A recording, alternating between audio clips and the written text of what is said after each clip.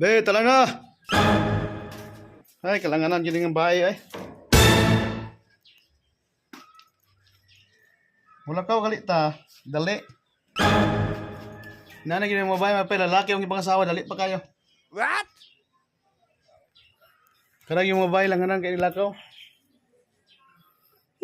Nagmahay ko mapay lalaki ang ibang asawa. Pagdali ra gud be. Nana gini mga babae ay. Sa oras mag-prepare ham kalakaw. Be. 5 counts. 1 2. Wala gyud. May pay lalaki lang ibang asawa ni. Dali pa kayo lakaw. Oh, wala gyud. Wala ko asim. Palungon ko lang ni ko asim. Be. Be. Oh, wala gyud eh. 1 2 3. Wala. Be.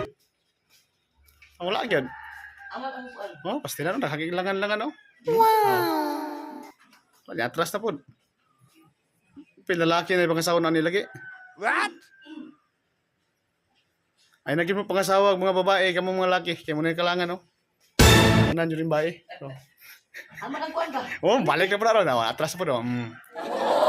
Kaya sila mga babae. Advice sa mga lalaki na yung pangasawa na ina ng bae. Wow.